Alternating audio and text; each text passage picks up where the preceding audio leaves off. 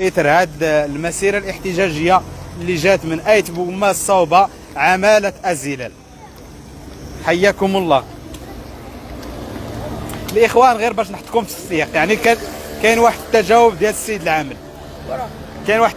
السيد العامل، حنا على حسن النيه، ما كانتش شي حاجه اللي هي كتابيه، يعني كانت حوايج اللي هي شفويه، يعني تعطى لنا مده ديال 10 ايام، يعني كاجل محدد في 3 ديال النقاط من بين 5 ديال المطالب اللي حطينا في سميتو. يعني اللي المطالب علاش درنا المسيره الاحتجاجيه، يعني 5 ديال المطالب هو الطريق ديال 302 وديزينتيرغيس وسميتو والطبيب والريزو وشنو اخر، نسيت كاع، انا نسيت المطالب،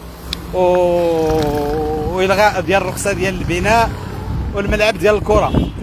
ثلاثه الحوايج تعطى لنا فيها 10 ايام محدده انها غادي تعالج ذاك المشكل.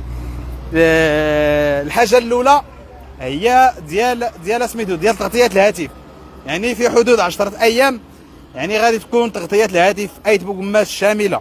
نتمناو خير، حنا املنا في الله وثقتنا في السيد العام.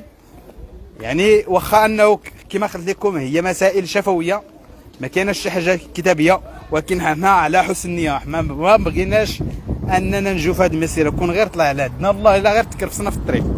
هذه اول حاجه، يعني القضيه ديال الريزو والقضيه ديال الطبيب. يعني الطبيب غادي دار واحد الخدمه على اساس انه غادي دار واحد الشراكه مع واحد الجمعيه كتشد الاطباء بالتعاقد، يعني غادي يرسلوا لنا الطبيب في غضون 10 ايام. فيما يخص القضيه ديال رخصه البناء، هو غادي دار واحد الشراكه مع الجماعه القرويه. رخصه البناء يعني غادي دار واحد الشراكه بالجماعه القرويه، عفوا،